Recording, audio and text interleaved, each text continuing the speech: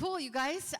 So I really, really want you to ask questions. So please populate our list. We have a couple in so far, but please ask your questions. Now is the time. But let me start by introducing the amazing actors. So this is, I'm not an actor. I'm just facilitating this. But actors, their experience, what's worked for them, what hasn't. You can ask me questions. We secretly have Diego down here in the front, so you could slide a management or an agent question his way if you want to. But let me introduce. First, to my left, I have Aaron Fullan, who is a multi-hyphenate. I think everyone on this panel is a multi-hyphenate, aside from being multi-hyphenate / dad, mom, you know. Single. It's single, available, yes. I love it. But I'm going to have each of you just introduce yourself. Where are you based? How long have you been in the industry? And what kind of, this is acting, so sort of what's your acting journey been in your time? And Renee, I know that's a lot of years, so you'll have to condense it down. No, Renee is a veteran. Yeah. I didn't mean that because she's older. I meant that because if you look at her credits. I totally knew what you meant, but I went, ooh. Oh, yeah, see? We'll start with Aaron. Oh, not by much. Not by much. Not by much. Okay, go, Aaron. Oh, yes, you use that one. Okay. So I started in the music realm of film. And so my first probably 7-8 years working up in the film industry was film composing. Always loved acting. I acted in high school, did a lot of just me and my brothers having fun in front of a camera, the old handheld kind. And so I always had that passion, but as music took off a little bit, I was like, well, maybe it's not acting. But as often happens, it found me. The Lord orchestrated, actually social media was my way in.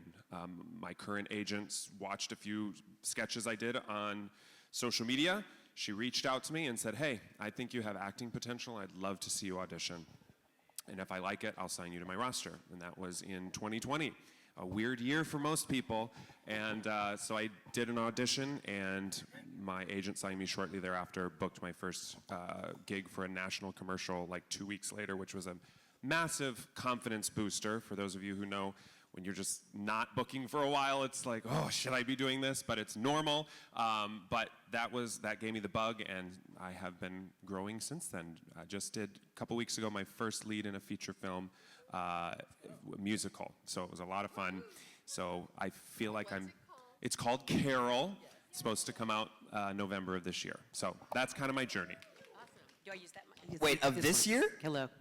What? Of this year? Of this year. Yeah. It's a Christmas film, obviously. Carole. Okay, Carol. Hi, I am Renee Lawless, and yes, I have been around a long time. I was born in circa, never mind. I grew up, my career basically started in music, but I was always acting as a child, but I grew up in a time where I didn't think people like myself or lived in small towns. I mean, we still only had 3 networks and had to walk across the living room to turn the TV on. So I didn't think that, I mean, I'm not kidding. And we had rotary phones, you know, the kind that's attached to whatever. And so I didn't think someone like myself, especially at that time living in a small town of Oak Ridge, Tennessee, and whoever saw Oppenheimer, what does that mean? It's where all of the parts of the atomic bomb were made, FYI. My mother worked at Y-12 plant. That's the only reason I know that. So anyway, so as I got older, I started studying voice, and I realized I had a life in musical theater and opera. I thought I was going to be an opera singer. But I was constantly doing musical theaters, constantly doing plays, and I realized that was just where the bug was, and it's what I wanted to do. Once I graduated from college, I had 3 years off and did some other things, and I went on to graduate school. I was still doing musical theater, was still doing extensive theater and acting, and I actually did a little bit of background work just to get my feet a little wet. Went to graduate school as an opera, and the minute I got my master's, I realized, no, no, it's not for me. And so singing was. So after working, I got the mic, didn't I? I got that one. After working for the Mouse and Walt Disney for a little bit, I moved on and finally headed off for the Big Apple, and very successfully was on Broadway with Beauty and the Beast. Then I did some other regional theaters and did 5 years with Wicked. And while at Wicked, how many of you are on Actors Access? Good for you. I am the fairy tale story of Actors Access. Now, leading up to this point, I had also done independent films. I had done some background. I had done smaller parts. But as far as full-on film and television, I hadn't really, although I got my SAG card before, I'm very union, obviously. I got my SAG card before I got my AEA card. But to tell you, on Actors Access, at 2 o'clock in the morning on a self-submission with no agent.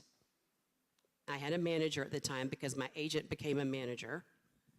I self-submitted, and the next thing I know, I'm a series regular, a starring role on a Tyler Perry series that lasted for 8 years on a self-submission. So I am here to tell you, live on Actors Access.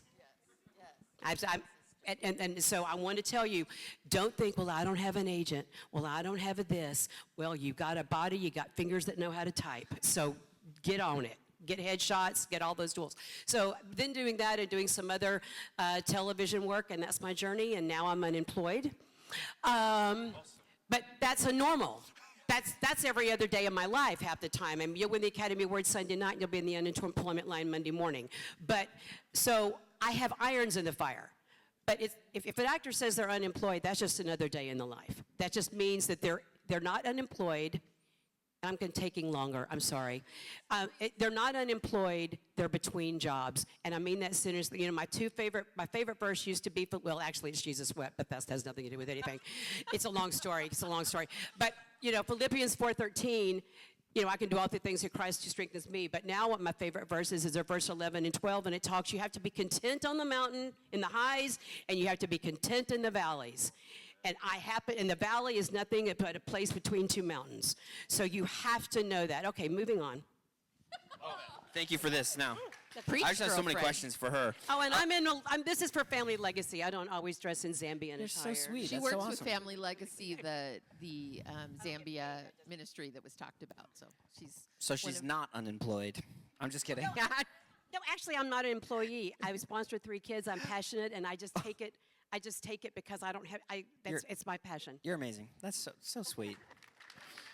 I am Justin Sterner. I'm an actor. I have been in the industry for 18 years. And if you think of that, you're like, what? He doesn't look old enough for that. That's true. I started when I was 7. I signed with my first agent when I was 7 years old and have been acting ever since. I did a lot of work as a kid and then transitioned to take a break during high school and jumped back in when I turned 18 and kind of reinstigated. I spent a lot of time doing professional musical theater and chasing the stage, and then the Lord said, nope, you're going to go and do movies. So, yeah, that's what I do, and yeah, I'm going to pass it to Maryann. Hi, I'm Maryann Holland. What was the question? What do you do? Who are you? Who are you? What do you do? I am a missionary kid from Madagascar, but originally I'm from Norway. I came to the States when I got married and didn't know there was such a thing as musical theater. If I would have known, I probably would have pursued it. But I don't dance, I move well, let's put it that way. In Madagascar, I lived in a boarding school, and they would put on plays for the parents every year when they came to visit us. And we did 3 plays a year, and that's what spurred me on to want to be an actor. The theater was the only place that I felt like I could authentically be myself, explore emotions that I wasn't allowed to express. Thank you.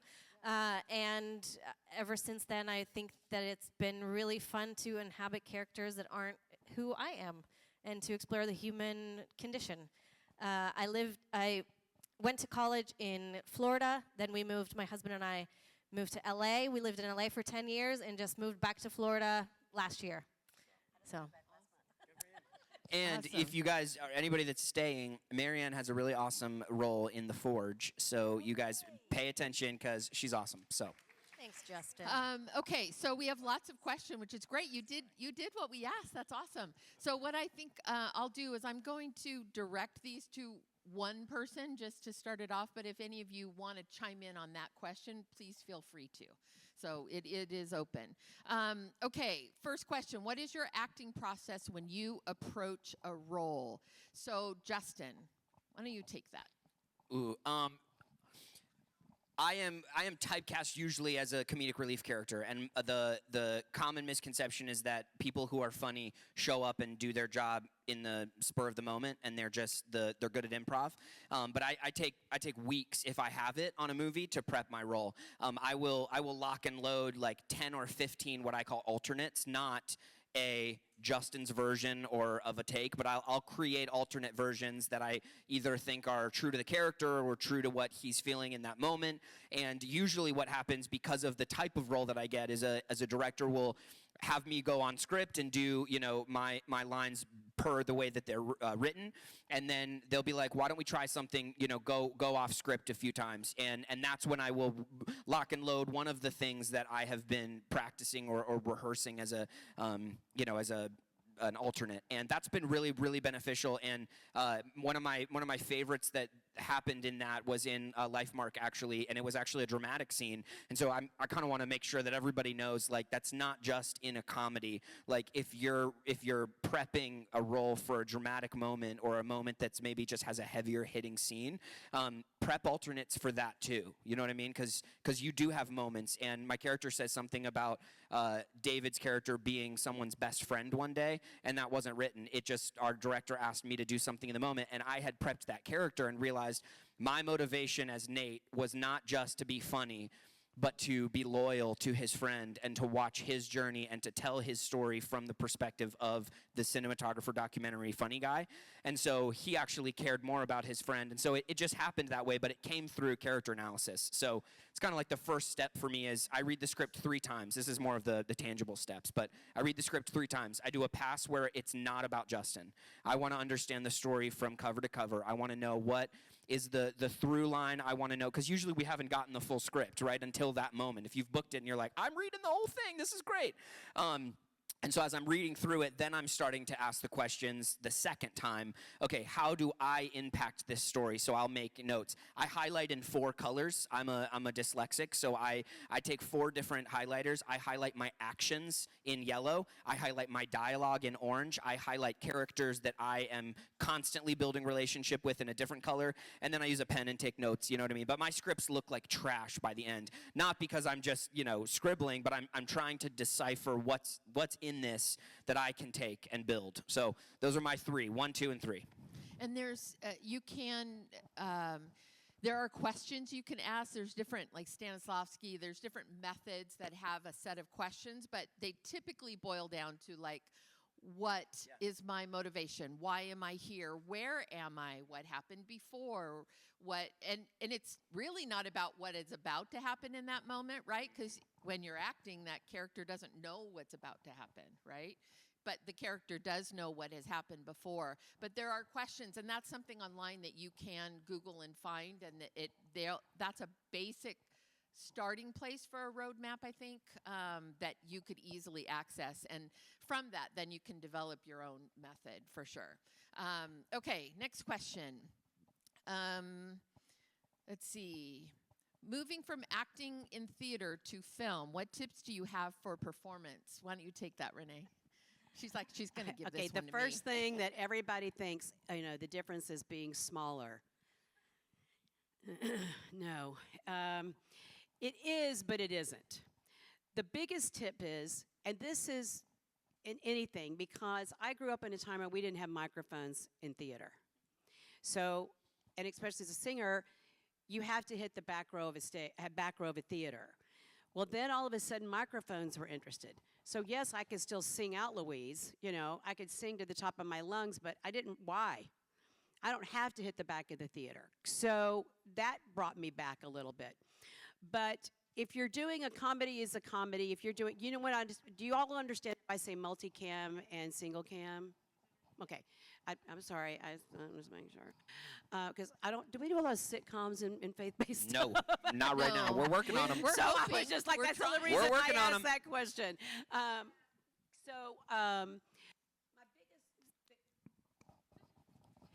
My biggest suggestion to you is because when I went right from Wicked to doing my series, and I have to say I didn't tell anybody this because I had been on film before, but I was slightly terrified that I thought, wow, this isn't like getting the co-star or a little guest star where I can, I'm one of the leads. And someone gave me some very good advice, and they said, just remember the size of the room by the size of the frame.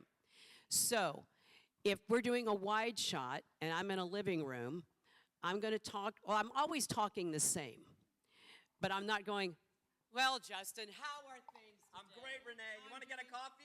Fabulous, yes. It would be, hi, Justin, what are you doing today? I'm gonna read a book. It's just a difference. It's more like a volume. It's an intimate. Now, I cheated. I got good friends with the cameras, man, and I would always go, we'd set up a scene, and I would go, where are we? Here. I also do I keep my legs like that, because I just don't sit like a lady. And that told me how much more intimate to be.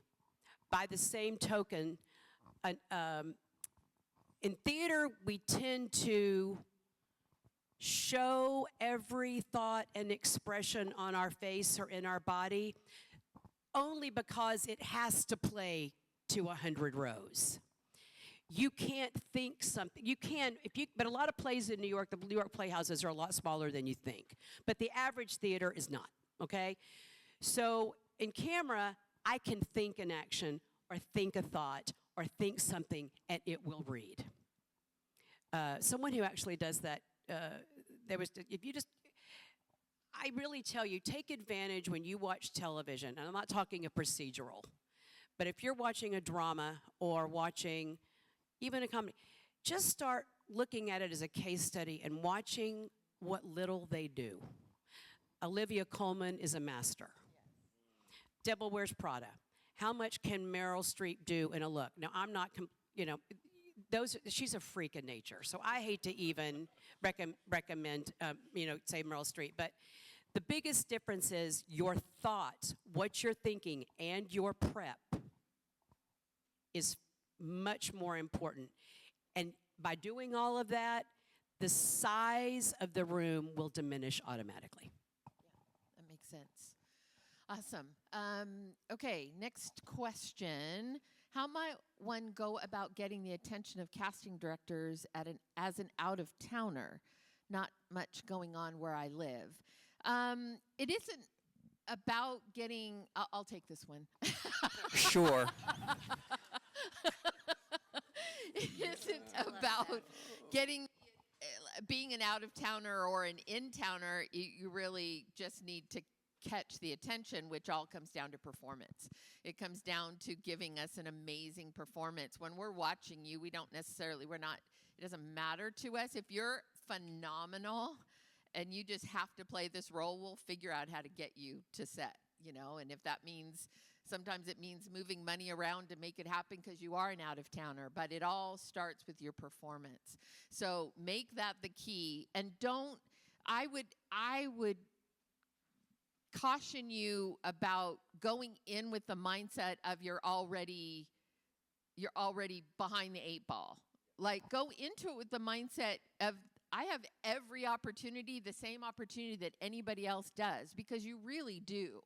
And I talked in the earlier session, there are local hires and there are practical things with certain roles, and that just is what it is. So it wouldn't matter if it has to be a local hire because Aaron Burns has only given me $1.75 to fill that role.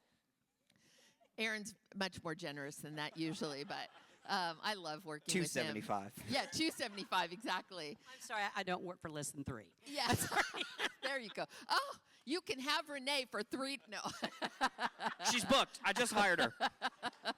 But if it has to be local hire, and it has to be, then unfortunately in that case, it wouldn't matter how great your performance is. If you're not local, it has to be local. But that is not for you to figure out. Your job is just to do an amazing audition and let us figure out how we're going to put the pieces together and make the finances work to bring the people that need to be in these roles. Does that make sense? Yeah. And you guys, for all of the actors that are trying to figure out how do I get an audition in front of a casting director, and like go through Actors Access.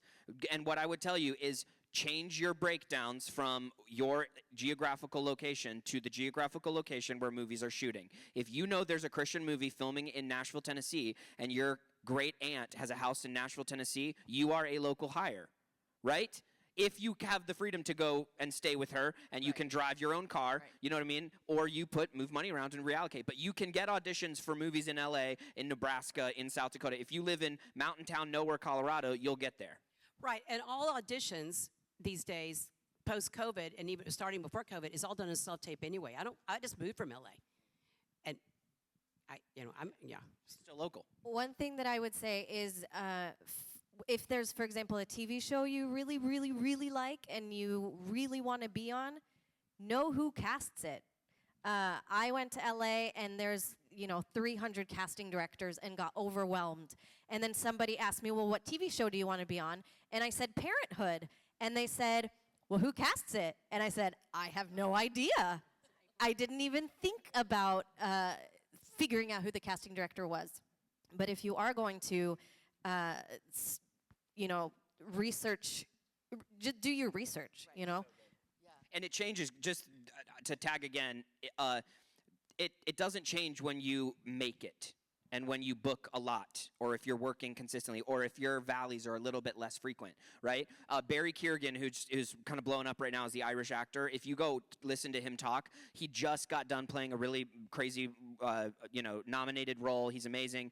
But when he got the Joker, he knew who the casting director was and told his manager, I'm going to film a scene where I'm going to be this guy. I'm doing it for free. I hired my cinematographer friend. He went to a hotel, shot a scene of him walking as the Riddler in the hallway, sent it to the casting director, and then the casting director was like, oh, who's this guy? I haven't seen him in a movie, or he's great. I guess I'll read him. And he booked a different role. He didn't get the role he was auditioning for, but he booked a different role, and he just kind of took fate into his own hands. So you totally can do that. Okay, She said please. Did you hear that? Beverly said please. To me. Never mind. To Never me. mind. Another thing that I feel like is underestimated, casting directors are not the only ones to connect with if you're interested in getting on a certain film. One of my first film opportunity in a larger scale that had a limited theatrical release, I had connected with the producer literally 2 months before they needed this role. When I reached out, hear me out, I did not ask for a role. I didn't ask him for any favors. I said, I appreciate the work that you do, and I have some questions I'd like to ask you. You'd be shocked how many producers are willing to give you 10 or 15 minutes to guide you on your career. That's all that it was. We talked about film. We talked about our passion. I talked about being somewhat new into the industry. 2 months later, he calls me. We hadn't corresponded in those 2 months, but he called me, said, I think I have a role I'd love for you to audition for. Auditioned. Booked it the next day. So, yes. So that kind of thing you can't underestimate no matter where you are. I'm from Iowa, okay? So I am an out-of-towner when it comes to LA or Atlanta, New York. It is possible. So be relational, be genuine, don't be a leech, and you'll be surprised when you are allowed to shine through to producers of films. That's very, very good advice. Be relational in a sincere, honest, service-minded way, really. Can I also add to that? Yes. I think that it's very important to be prepared for when the opportunity comes. Because as much as we can prepare for a character, you can't go into the lead of a new feature thinking about what is my objective, is my super objective, and all of those things that you learn in acting class on the day. You have to do that work beforehand. So you don't approach a casting director if you don't have a headshot. you don't approach a casting director if you don't know that a casting director doesn't represent talent, because they don't.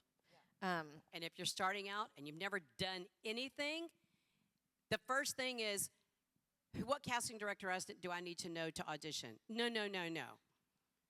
What coaches do I need to know to start learning this craft? What books do I need to read? What films and stuff do I need to watch? Then you're still a long way from casting director. This isn't American Idol. You know.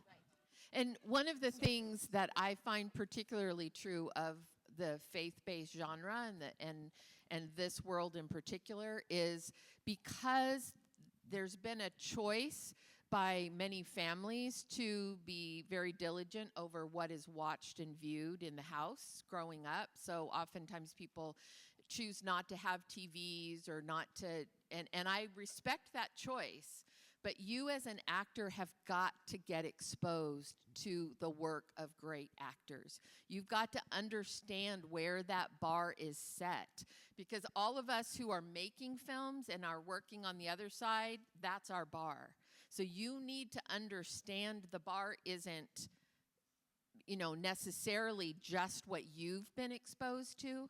So however the great thing about that is that we have films now that you can feel comfortable watching, feel comfortable giving and showing to your families that are excellent, high caliber quality, and that will give you something to shoot for. But in this world, I find a lot of actors who I say, have you seen such and such? Have you seen Devil Wears Prada? Have you seen? They're like, no, because we weren't allowed to, watch those things. And I'm not here to criticize those decisions. Those are yours to make for you and your family. But somehow, somewhere, you have to get the exposure to the people who are doing great work. You don't know, Alex said it earlier, you can't achieve what you don't know that you're aiming for, right? So you got to shoot for the greats. And there's plenty of places. I talk about Masterclass all the time. You can talk about Helen. You can listen to Helen Mirren talk about how she got into the character of the Queen. There's nothing foul about it. There's nothing, objectionable about it. But you can hear this great actress of our time talk about her process, and maybe something will resonate with you. So I respect the boundaries you put in place for yourself and your family. But the reality is you have got to understand what good is, what great is. You've got to broaden your sense of exposure so that you at least understand what that level is. And if you're not ready for that level, then keep doing the work, okay? Okay, next question. Now, I saw this question. I'm not sure, I actually am not sure any of us are really the best people to talk about it, to be honest. What is the best way to get into voice acting? I don't do a lot of voice Alan casting. Shires. Alan is here somewhere. He's right there. Raise his hand. Yeah. Talk with Alan. Alan runs a voiceover studio. He has all the knowledge. He's come from UK. His credits for voiceover are Ford, Krispy Kreme. Like, he's done the biggest brands in the world. So Starbucks. Yeah. If you want to have that conversation, just talk with Alan. Okay. And you know what? We could maybe do Very it too. tight niche.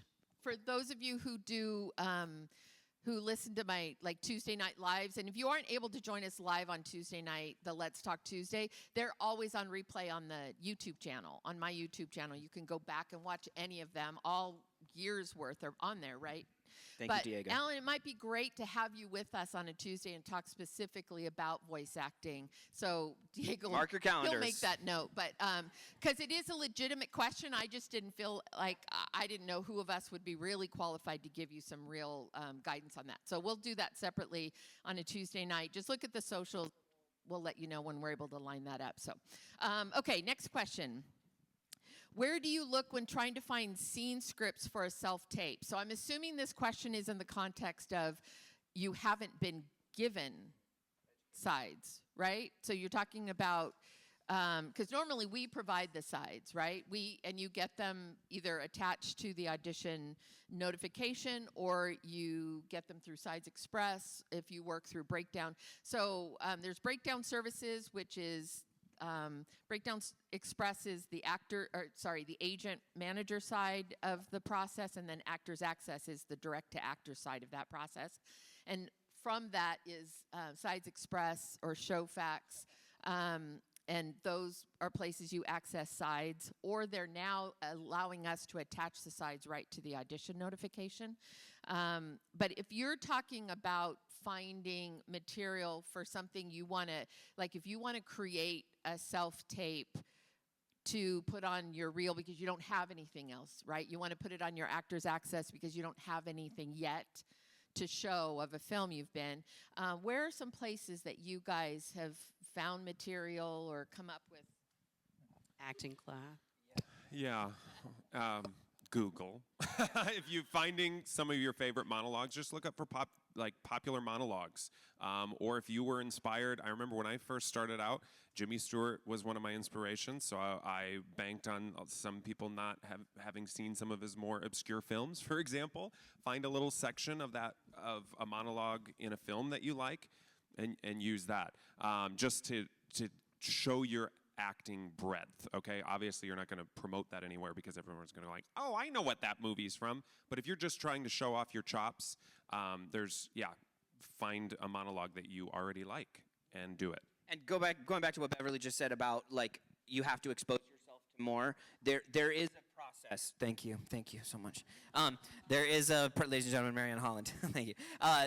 There is a process, and I think that's for me. So, who in here does not currently have a day job that you have to go to 9 to 5? Raise your hand. Okay. So when I'm in between jobs, or I coach, right? So I'm coaching like all week long, but I pick 2 days a week where I'm not available for my students to book time with me. And what I use those 2 days are for clerical. So when I say that, I literally wake up. My wife knows this. At 9 a.m., the way a regular workday would start, I start hunting for material. And I transcribe them. I have a script software. I will literally open 2 windows. I will play the most famous. I just did this with an episode of The Bear, which is like a really popular show on Hulu.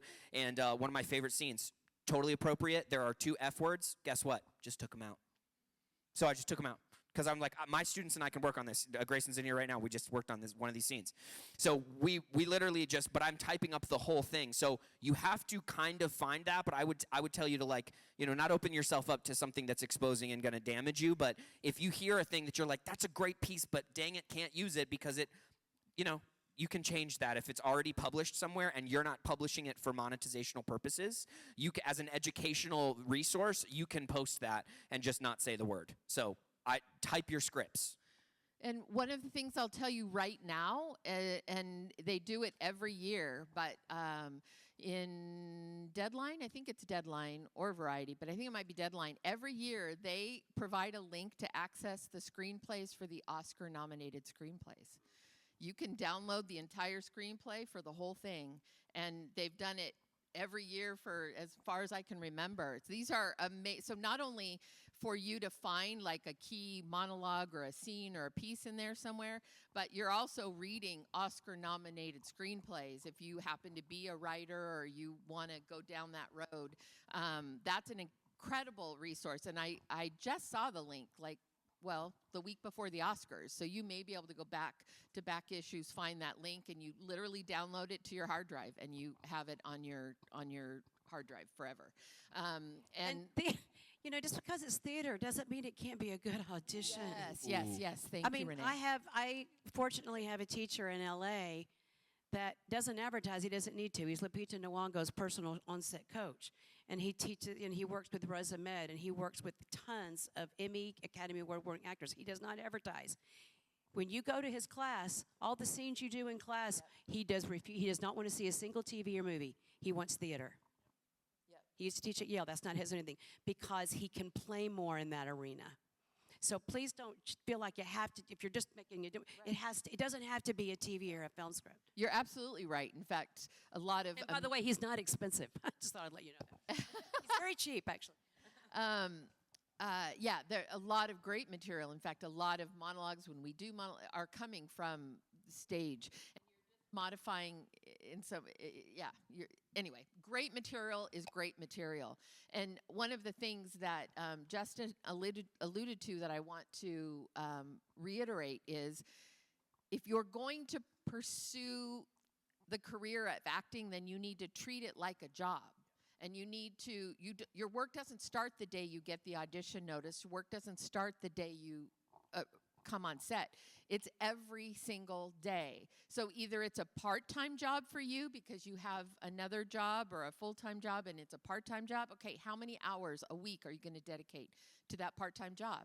And you decide when that is, and you spend the time. And I tell you, if you go sit down at your computer and decide I'm going to Google popular monologues, 3 hours will go by. And you will have found amazing material. You will have been thinking about what's my type, what do I like you will have been doing work that is incredibly valuable to you as an actor in your preparations, just like Maryann and Renee said. You know, you've got to do the preparation so you're ready. Treat it like a job. If it's not your full-time job because you have to work another job, that's fine. It's a part-time job. Is it a 10-hour-a-week part-time job? Is it a 15-hour a week? You decide, but treat it like a job. It's not a, hey, whenever it happens, when someone calls me, then I'll treat it like a job. No. Treat it like a job every day. Okay, next question. Are most Christian films cast based on word of mouth and relationships or by resumes and agencies? I'll let you guys talk about maybe how you've come to be cast, but Christian films are cast the same way secular films are. There's no difference. There's absolutely no difference. So yes, it's an advantage to have an agent, only because the agent is able to make sure that it's their full-time job every day. They're looking, they know all the breakdowns that are coming out and everything's getting done. But there are a fair amount of agents who don't have faith. Some of the faith-based films, maybe some of the more independent faith-based films, especially if they're non-union, they aren't on their radar. And those are where you find that it is a little more word of mouth. You have to kind of see someone post about it, or that's why I talk about Laura May's Christian casting community, the Facebook page, because people will go on there and say, hey, I heard such and such is casting, or producers will go on, or I've even gone on before and just said, hey, let you know, I just put a breakdown out on Actors Access. So being a part of that community, first of all, costs you nothing, and it can be a great way, or you ask the question, hey, do you guys know of anything that's casting right now? And someone will tell you, and I think it's like up to 7,000 or 8,000 people now in that community, so someone will probably know something. But they are cast the same way. Actors Access is directly to the actors. Breakdown Services is agents and managers. I often post on both. I always post agents and managers, mostly post on Actors Access. There are sometimes I don't when there's not enough time.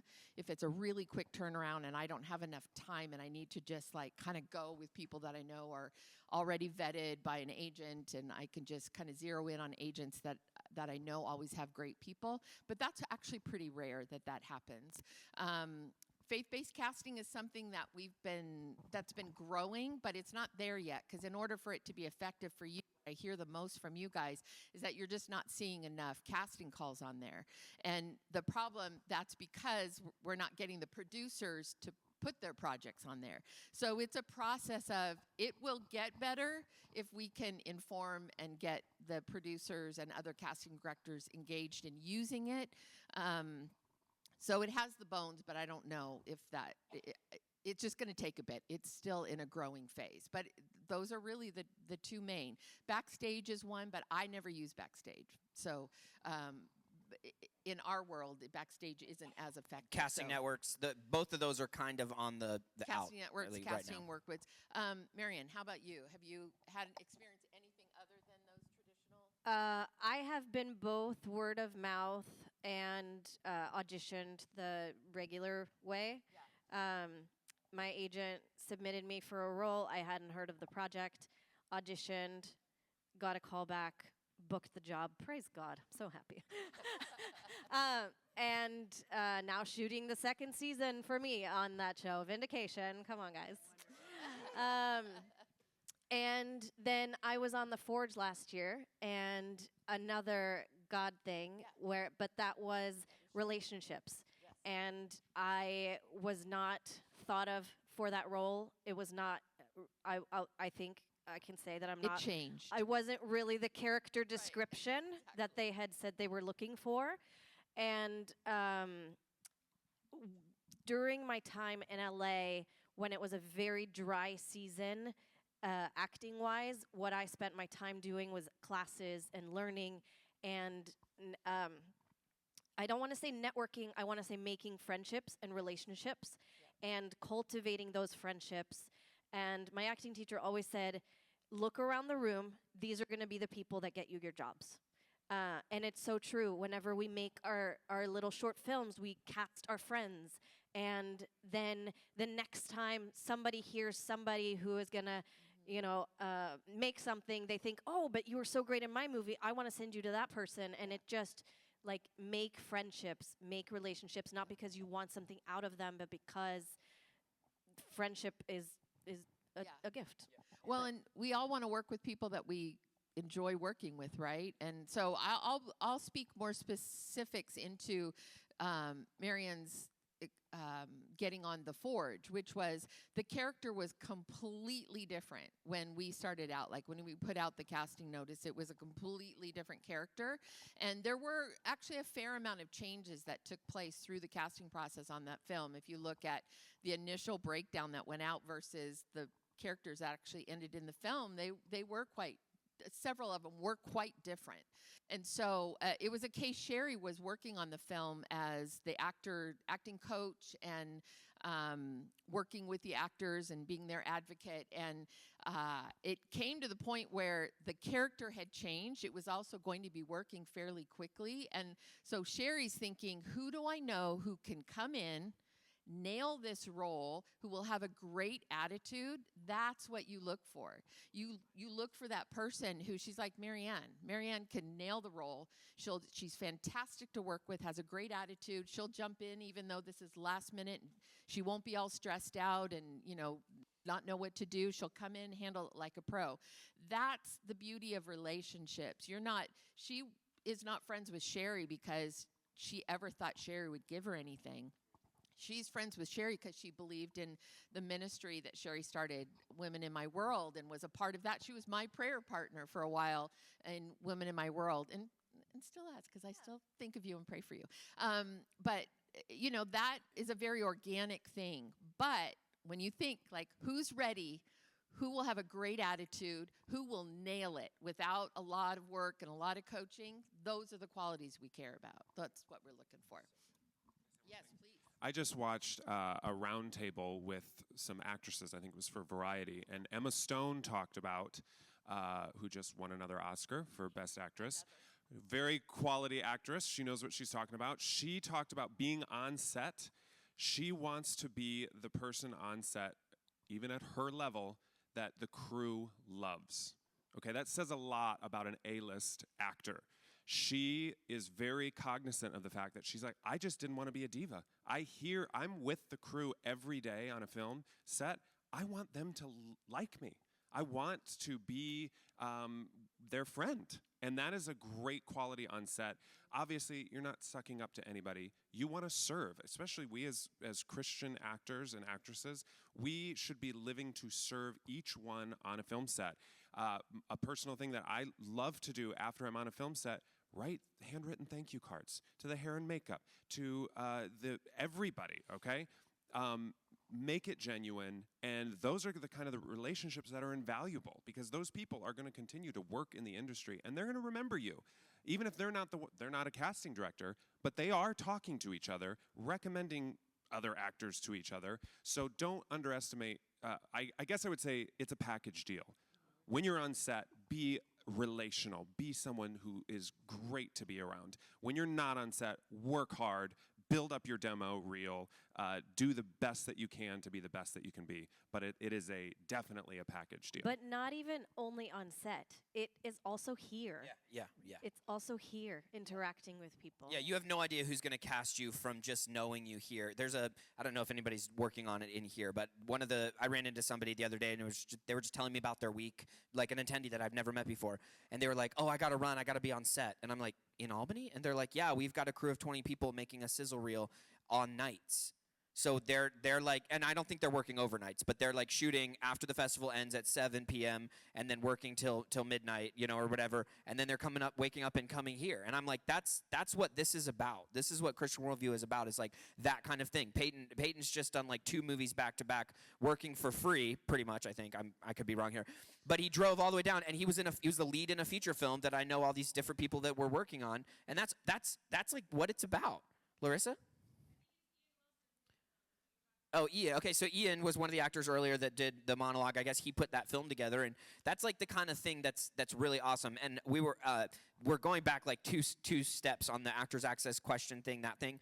When we're talking about like going out and getting work or like emailing people and like communicating with people and putting yourself out there and touching base with producers and that whole thing, I would also say not only should you be prepared with your headshot and resume and all that stuff, but you need to know your type. That's the biggest thing, and it can be anybody that helps you discover. Coaches are great for that. Not me. Like, talk to your friends, go find a person in your local environment. Like, you can do that, and it's beneficial because just out of curiosity, like, who would love to be on The Chosen? Everybody? Okay. I could be wrong here, Bev, but 80% of you aren't right for The Chosen. Right? Do you all nod your head? Okay, there may be a Caucasian Roman soldier, and you're like, I'm going to be that one soldier. But let me tell you something. The last 3 Caucasian soldiers that I know happened at least on the day, and they were crew members that somebody's like, dude, I know you've been wanting to jump in. Because, you know what I mean? It's that. The primary characters are all ethnically cast, so there may be 1 or 2 people at the festival right now who has a higher chance. So when you reach out, if you're like spending all of your time, because we were talking about your day job is being an actor, if you're waking up on Monday going, I am going to email Dallas every day. I'm going to email Bev every day. I'm going to email Diego every day trying to get an audition for The Chosen, and you're 5'9", balding, like... I'm sorry, you're not. Or if you look like me. Yeah, or Justin. Last year, she will remember this. This is something that Beverly knew who I was, but I had just met her, and I thought she doesn't know who I am. She knew who I was. I was so flattered. Anyway, I walked up and I said, I've been dying to get an audition for The Chosen. This ain't Jewish. This definitely isn't, and this is not Greco-Roman either. So I was not going to be playing an Italian Roman, and I was not going to be playing a Jewish woman. And last I checked, I'm not black, so I wasn't going to be playing that side of him more either. So I was to tell her, can I be second girl from the left in the 5,000 or something? Yes. Because I just, you need to know. Yeah. Right. This isn't. And so put your energy into the characters that you can play. You know what I mean? So network for the roles that are right for you, because that's where you're going to find fruition. That's where everything's going to come together. But like, you might be just chasing a rabbit that you're never going to catch if you're after a role. And again, same thing, know the industry and the market. If you are jacked and buff and you're trying to become the next action star, look at our market and realize that the last action star is only just now coming out, and Brett Varvel's doing it, right? Like the real like action adventure movie. Like, it's pretty rare for like a fight scene and all of that in our market. But if you're the high school guy that like is in the cute, like, that's probably a more likely type that you're going to audition for. Not that that will never come to happen, but it's more likely that you're going to read for other things. So, put effort into what's tangible. So when he says email Dallas 100 times, don't email Dallas 100 times. Don't. He will never see it. He barely has time to like breathe. Don't email me 100 times, because some of you already know this, but I'm actually not working on the upcoming season of The Chosen. So I'm making a transition to open my schedule up and to dive into some things I've wanted to do for a few years and develop a couple of projects. One is a 10-year-old project that I'm just trying to, just like you out there, like, I think I can, or I think God can, But Tony, for those of you who are Chosen fans and do want to, Tony Brock and Sally Allen, Brock Allen Casting, who were my casting partners on The Chosen, are still continuing on the show. They're based in Austin, so for now, I'm not sure. Last I asked, they hadn't yet brought in who was going to be like the LA sort of casting director, but they are the constant for right now. So if you do want to inquire about The Chosen, don't email me, email Brock Allen Casting, or there's a whole nother email, like if you want to do background or any of that. But I've There's a lot more slowly am Roman sort of soldiers getting- coming up. And there was a lot of you that just started writing down, and I'm like, okay, yeah, you take your time, do it. Bev, when should we email you? Oh, good question. She's going off script. She's Sorry. going rogue. Okay, so here's the deal. Emails are great when you have something new, like a new rep, or you're in a new show, or we haven't touched base in a couple of months and you're just checking in to say, hey, how are you? I also don't mind you if I come to mind and you read a scripture that day and somehow God put me on your heart to like share it, email me. And because chances are I needed to hear it that day. Like, it doesn't have to always be about what are you casting, what can I be in, but that does help us to stay connected. And it's not like I need you all now to like email every day scripture, although I wouldn't mind it, but you know what I mean? Like, it can be as organic as that. So the technical business answer is when you have something new, you've changed reps, you have a project that's coming out, or you just got casting Carol, or something like that. Hey, wanted to let you know I just got this movie musical. It's coming out in Christmas. If you have a still shot from it or a picture of you on set, that's always fun. Make it personal. Something like that. Or you've changed reps, you wanted to let me know.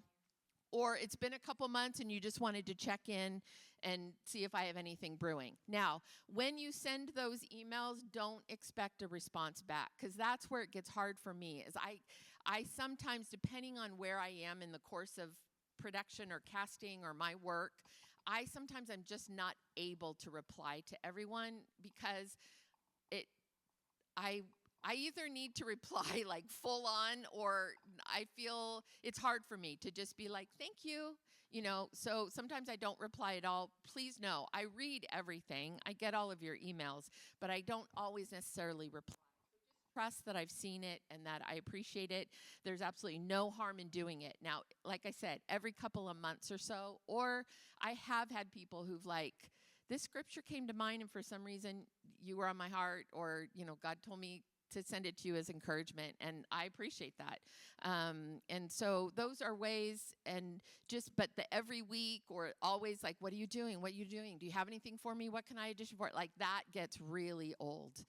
I feel like I'm just being taken from, and it just gets old and it gets tiring and it feels desperate, and desperation isn't fun.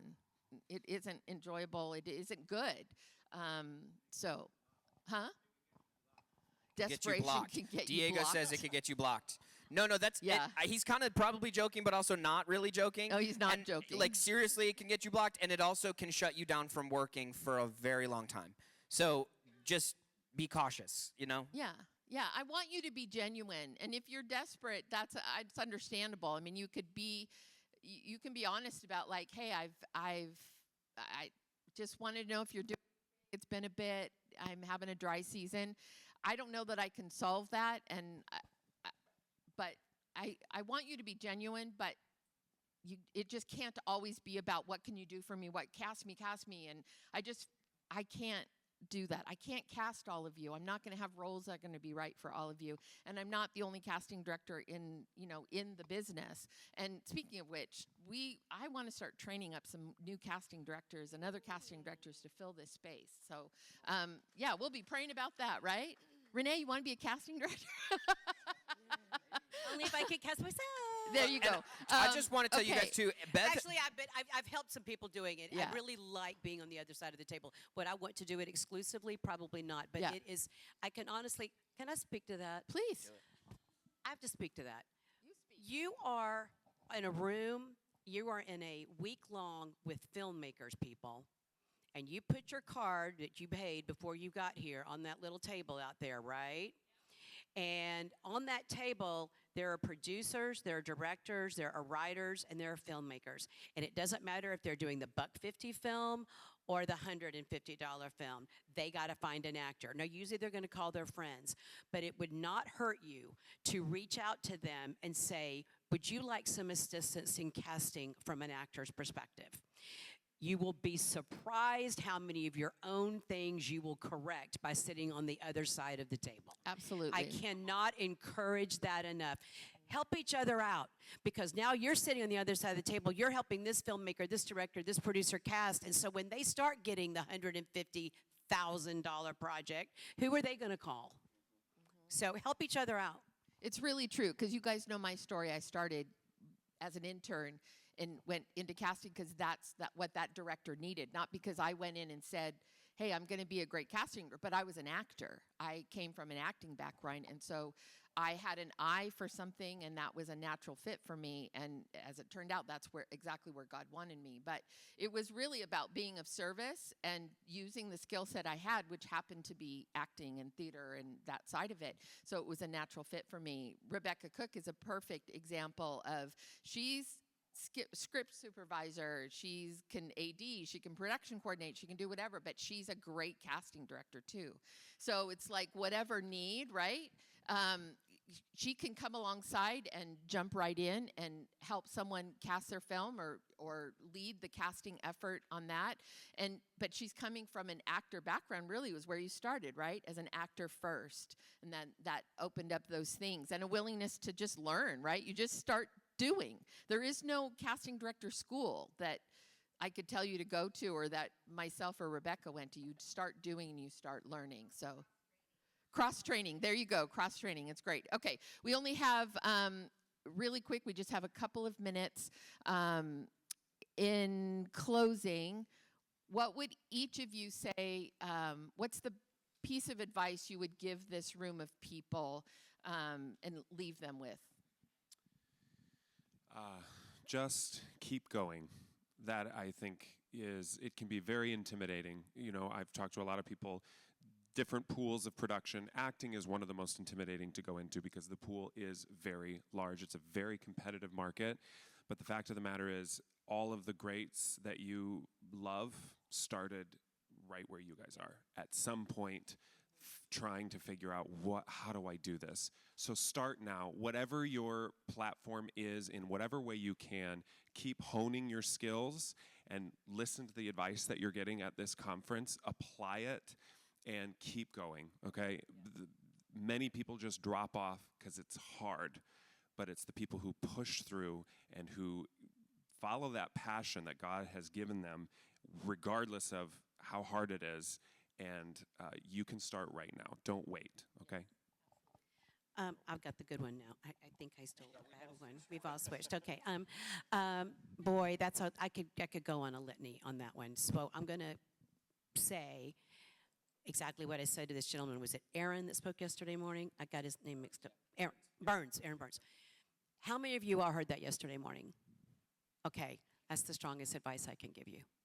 If you take every point he said about, was it life and time, about living your living life in time, because in there it did say press on. And you have to stay, if you want to go into the faith-based industry or whether you want to go into secular, you still have to stay in prayer. You have to let God guide your path.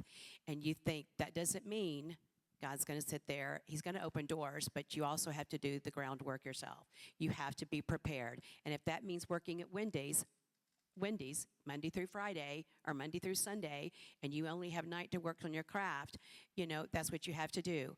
My first year in New York, I had 17 W-2s because I was waitering, I was waiting tables, I was doing everything. And my first job was at a fabulous dinner theater, but I was non-union at first, and so we did shows, 8 shows a week, and on the days and the daytimes, I was working a day job. So, and everybody does it. Please don't think that, you know, and but I just want to say, give it all to God, but move your feet too, you know, and do press on. And then one last thing I want to say, really have a conversation with you and the Lord, but also a conversation with yourself. This is very, very important. I cannot emphasize this enough. If you're going in faith-based film, you're clearly not going to it for the money. So there's that. So, but if you want to be an actor for money and fame, you are in the wrong business. And you can still love Jesus and want money and fame, but if you want to do it as an actor, you're in the wrong business. You have to be okay with being rejected 24/7, 365. And you have to know that you want this more than anything in the world. And if the answer is to yes to both of those questions, then you're good to go. And with that, I would say find your why. Why do you want to do this? Why do you want to be an actor? If it's for the seeking approval of man, you will, because of the rejection, you will be broken over and over again. And the praise, like, I think the statistic is like you in the beginning, or maybe forever, you book 1 out of 100 auditions. That's 99 no's. Like, it's really exciting when that yes comes, but if you get 1 audition a week for 2 years, it'll be 2 years of no's before you get a yes. And that's if you're lucky. One audition a week? It's a day? No, it's not happening. Yeah. And so it's so important to know why you want to do this and why you feel called to it. Do some self-inventory, get some therapy, you know. Get therapy. I love I would say my thing is three quick things. 1, Philippians 2-4, complete my joy by being of the same mind, having the same love, and being in full accord. Do nothing out of rivalry or conceit, but in humility count others more significant than yourself. That is the life verse that I've lived by as an artist since I rededicated my life. Prior to that, I was living for Justin and my plan, and I had to kind of be humbled very quickly and realize if I was in it for the wrong reasons. 2, surround yourself with, and this goes with that, surround yourself with people who are like-minded that can remind you when you get into that entitled space and you're like, man, I just am really tired and sick and I just want this so much and I'm giving everything, and you're not. You know what I mean? You're not giving everything. Only one person gave everything, and it was for us. Okay? That's like my thing. And then the other thing is, Aaron, are you currently cast in a movie or TV show?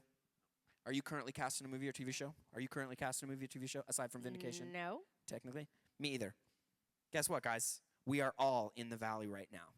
We're here to share with you that you don't make it. I'm sitting on stage with Beverly Holloway. She's given me opportunities and worked, but it's been years since I've worked. And Beverly is the first person to tell me, no, you're probably not right for this. And I'm like, thank you. I can move on with my life. The best piece of advice that I ever got was actually from somebody who was not, this is not the best piece of advice, a great piece of advice that I've gotten was move on with life. It's called my get a sandwich method. When you've done a big audition, when you've done something that took all your energy and you've poured yourself into your script and your craft and whatever, be done, go get a sandwich. For me, it's coffee. I do something that reminds me that I'm human and I'm still a part of everybody else. So when I'm stressed and pressure, instead of holding on to that and waiting for somebody to call me that, you booked it. I did an audition 3 weeks ago. I was like, I really want this role. I had to go get a sandwich. I had to go get my coffee. You know what I mean? And you just have to just let it go because you cannot hold it, because if that's the case, you're holding on white knuckle to your identity, and that means that you're not putting it in God. That's for me. Awesome. I do want to add do you one real mind if I quick thing pray that really quick, and then I'm going to pray real quick, and then actually, can I use your mic? There. That way you're ready with yours. Okay. I love it. Okay, so I just want to pray for you all, okay?